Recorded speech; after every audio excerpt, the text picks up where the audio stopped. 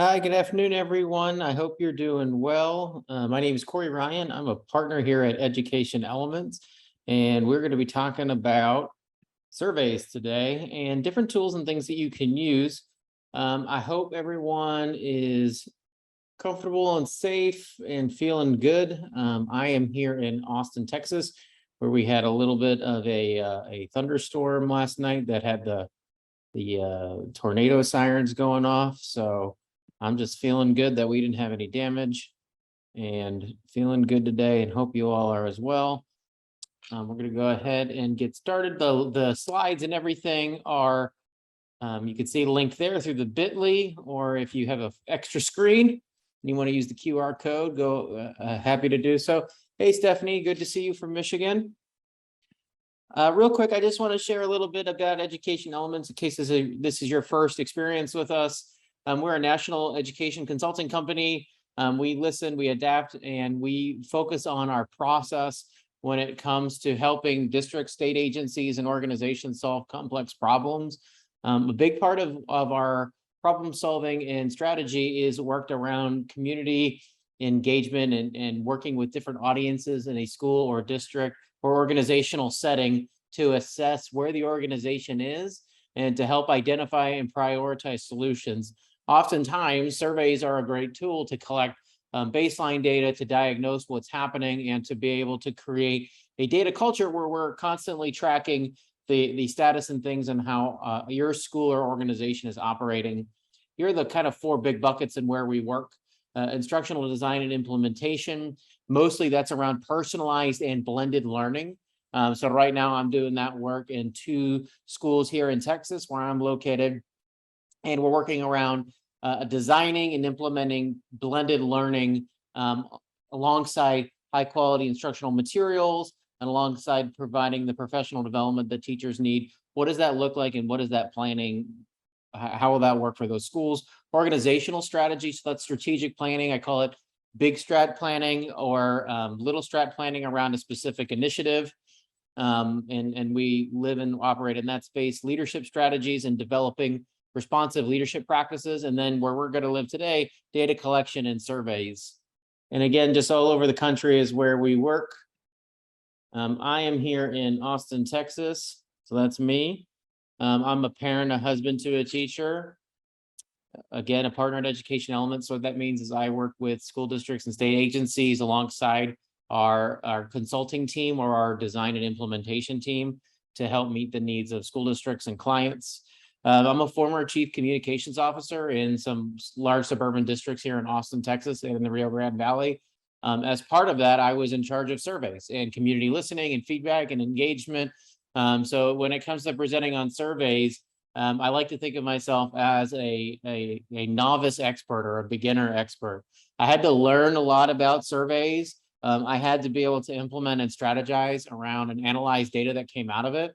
But I relied on lots of different research experts to be able to do question design, to be able to make sure that what we were doing was within fidelity and within that made sense, both statistically relevantly and also just was tangible to our principals, our school district, and school leaders. So had to learn a lot about surveys, and I think that is what makes me capable in terms of presenting in these topics, because oftentimes if you are a research and evaluation expert, you're probably not coming to a webinar to hear from me. So I try to make things as practical as I can and to break it down. When I had to be in charge of surveys for a school district with 50,000 students here in Texas.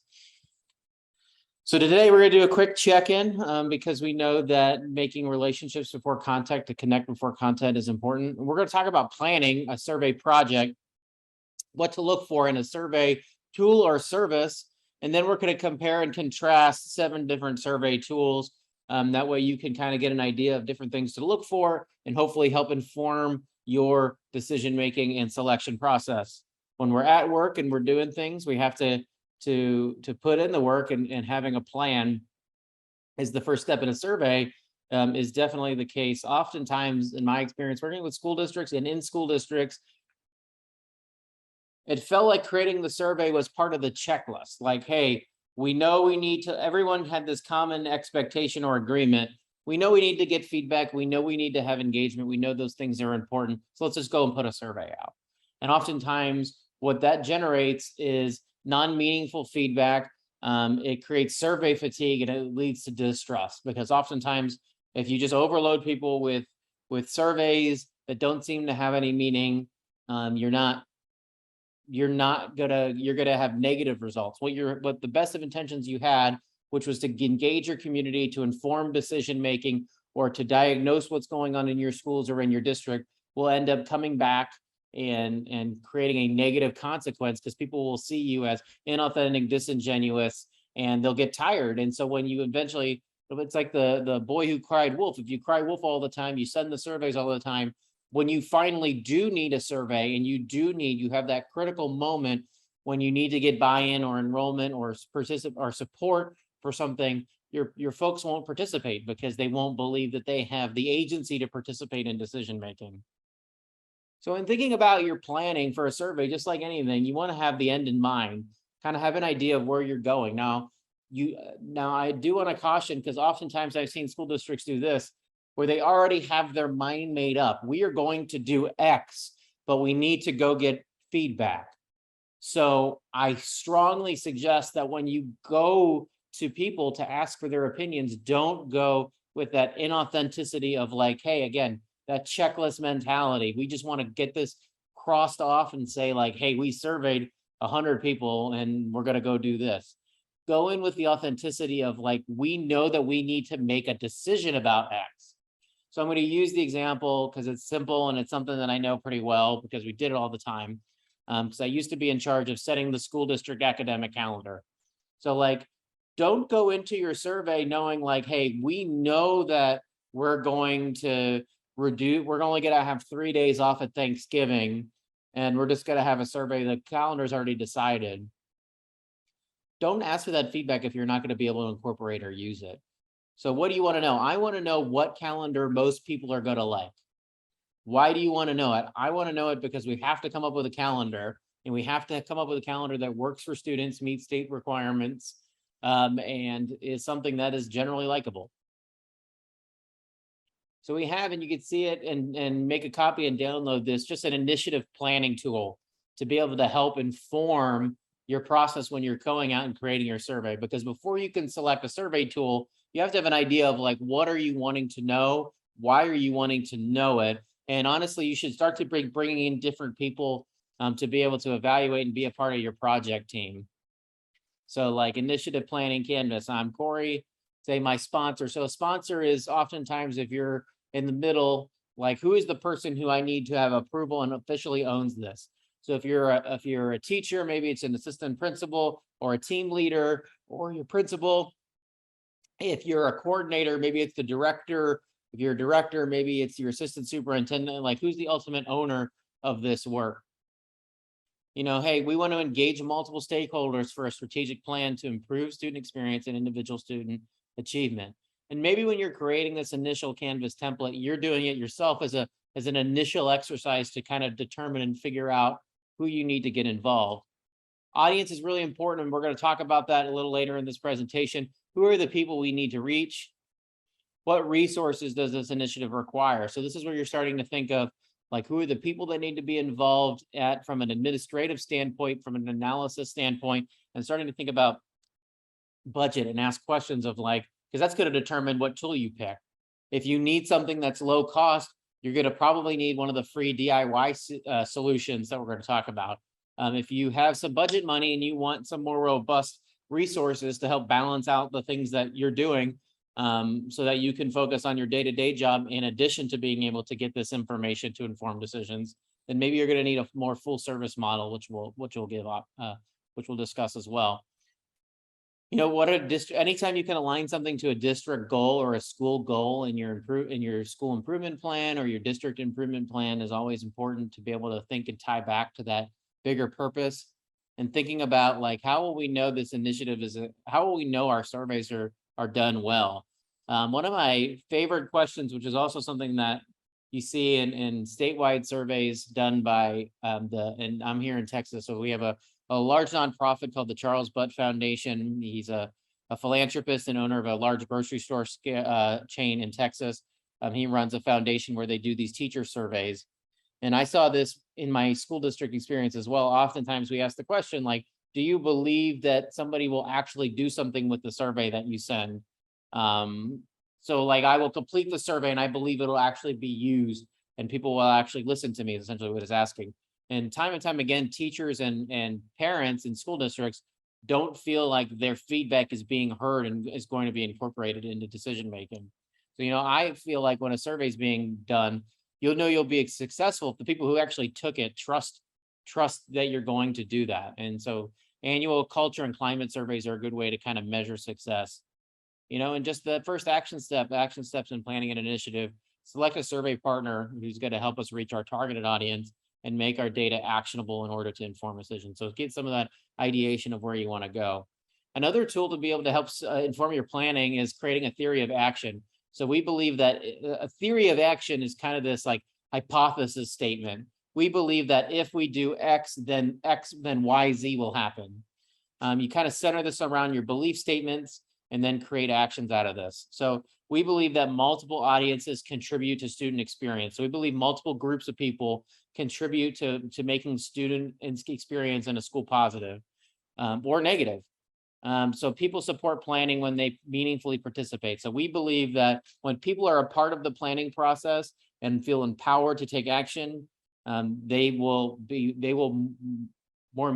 support the actual actions that come out of it.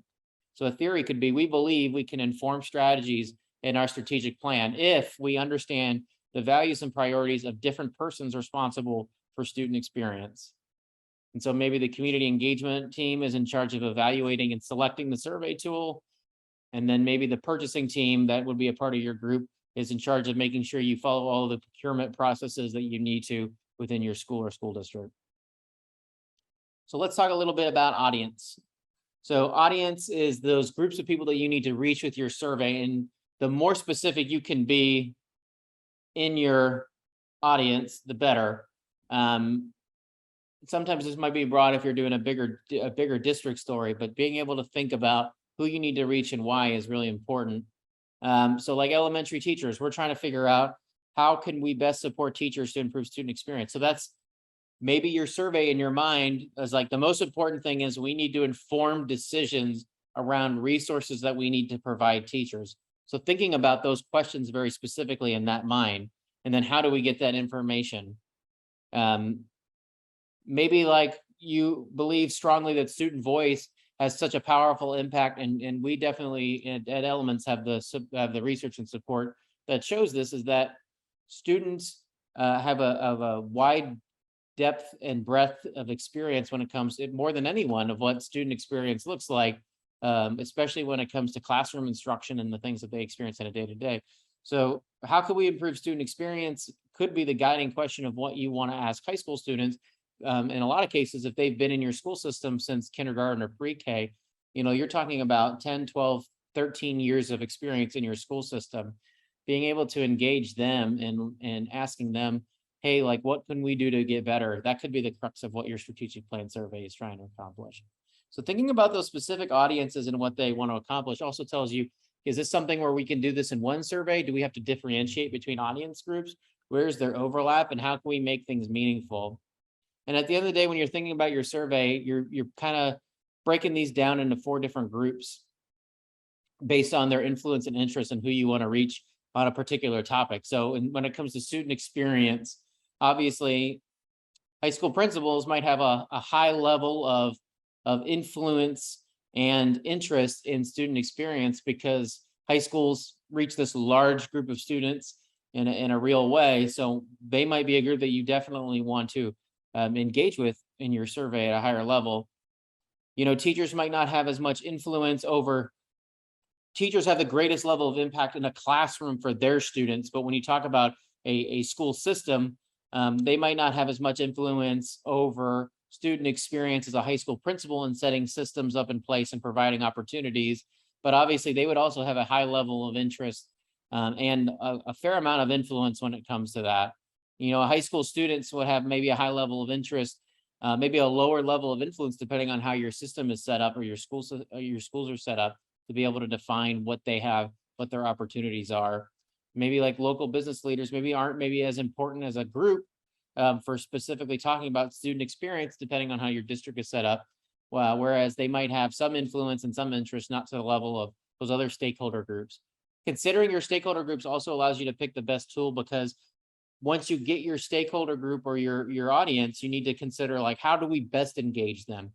Are they on email? Will they come to meetings? Do they need something in English? Do they need it in Spanish or Vietnamese? Will digital tools work? Do they have to be simple A, B, and C tools? I can distribute it through a text message. No, I need to distribute it through a phone call. Determining what that audience is also helps you figure out and think about how do they get information and how do they engage with your district. So some questions to consider when, now that you have your plan, like, hey, what are you going to do? What are some things to consider when selecting your survey tool? So again, like thinking about who you want to reach, what you want to reach them with, and what questions or information do you need? Like, what formats do I need my survey? Do I need customizations? Do I need translations? Do I need to make sure that it works on multiple screens, because everybody won't be answering on a laptop? If it's a student survey and every student has the same laptop, do I know that it works in that laptop or in that browser? So different formats do I need my survey? Maybe a paper survey is good. Maybe you're trying to reach a wide variety of people, so that way you need lots of different options. One other key question would be, do I need a survey service or a survey platform? So we're going to talk a little bit about this when I break down the different tools and services, but I classify a survey service as a consulting group that's going to come in and they're going to meet with you one-on-one. They're going to develop a plan of work. They're going to go ahead and create a plan. They're going to help you design questions or present you with research supported questions that they have already. They're going to make tweaks and lots of customization. Higher cost, more services, more support. A survey platform can be costly, can be cheaper, but a platform is more of like a mechanism that you can use, and you can create the survey that you need. More customization, more control, more work, more effort, probably lesser costs in most cases, definitely lesser costs on a sliding scale based on how functional and how much support that you get from that platform. Do I need support after my survey results come in? So that's something to think about. Do I need somebody to come help make my survey results actionable? Oftentimes we did surveys where it's like, hey, we saw that people aren't. One of the best and worst examples was during the pandemic when I was working in a school district. We surveyed teachers after we reopened in October of 2020 for in-person learning here in Texas. And a lot of the teachers were just saying in the general survey, like, hey, yeah, this is really hard. There wasn't really anything we could do with that level of data. We had the capacity within that district to come together and to analyze and do further engagement opportunities to make that data actionable. But you have to think about yourself like, hey, once I get the results from the survey, I might have like these great, well-written Likert scaled questions, but do I know what a high level of agreement or disagreement, what that means that we need to do? So thinking about what support you need once results come in. Do you need help with that strategy and interpreting the data? Do I need support with additional engagement strategies? Oftentimes, when we do surveys at Ed Elements, in my experience in a school district, surveys were just kind of that one layer of engagement. And what you were doing in terms of evaluating the current state of an issue or an initiative within a school district, you were layering on a survey along with some focus groups, or what we call empathy interviews or individual interviews and learning walks, to collect data in lots of different ways to be able to inform decisions. And then, do I need communication support? Like, do you need help marketing your survey, getting it out, being able to get it and distribute it in the way? Do you need help with your school board? Oftentimes, big district surveys need to be presented to boards of education or school boards. Do you need help putting that presentation together? Do you need some coaching on where to focus and some thinking about that? So that's also what helps inform your decision whether or not you need a survey platform or a service, and thinking about like, what are those additional supports and what can those look like? All right, and we're going to go through 7 survey tools, and I'm going to break them down into 3 areas. One, I'm going to call these the do-it-yourself or DIY tools. So this is like Google Forms or SurveyMonkey. You know, there's lots of different tools that fit into this realm. These are 2 that I knew that were popular and get a lot of experience with. Google Forms, if you're a Google user, is really easy to use and free or included with your Google Workspace account. So, you know, these are both technology platforms. They both have translation services options available. Sometimes it's automated, so it's not the best because it's not a person translating. It's a computer taking, you know, like Google Translate-esque translations, but it does available and create some accessibility. They do provide reports, but not necessarily the insights or analysis or high level supports.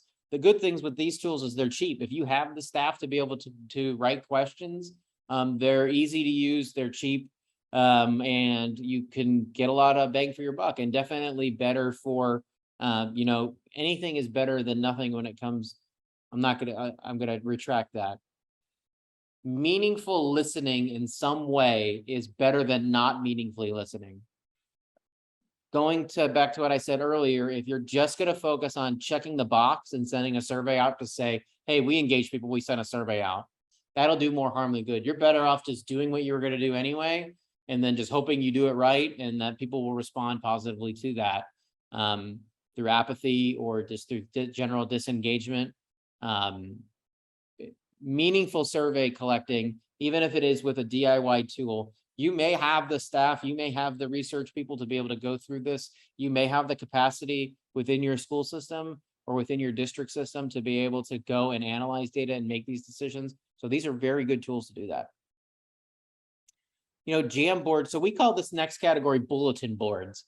And so bulletin boards are, you know, digital versions of what like an actual bulletin board is. Oftentimes when we facilitate events, we're bringing, you know, big poster boards and post-it notes and coming up with ideas where people are writing them down on a post-it note based on a facilitation or a question, and they're putting them up on the bulletin board. So Jamboard is just like that.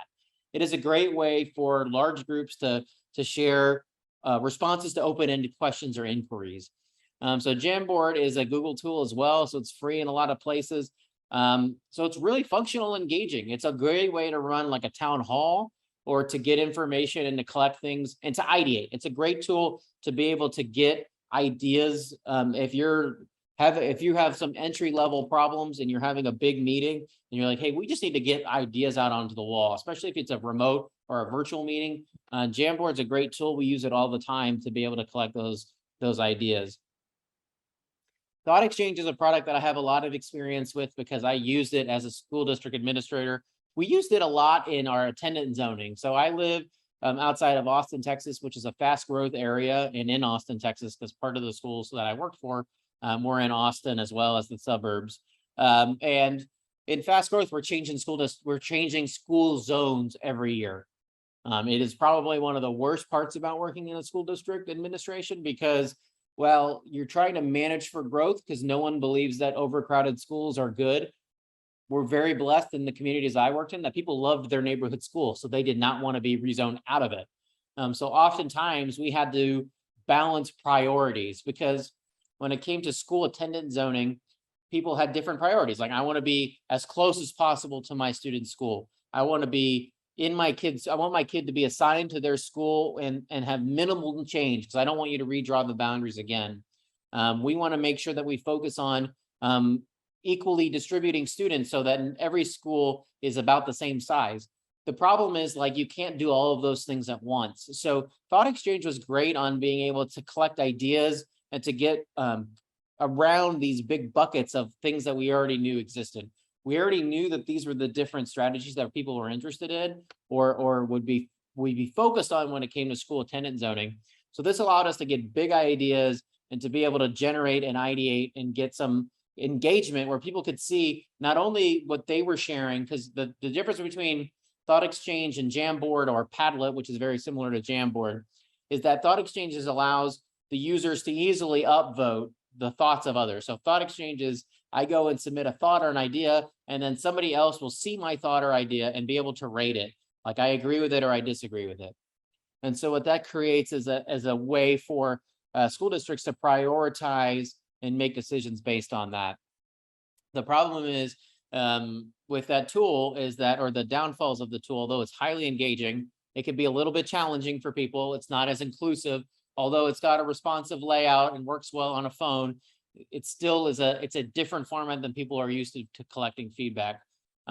It doesn't involve you these research-backed questions and survey techniques that a full service provider can give.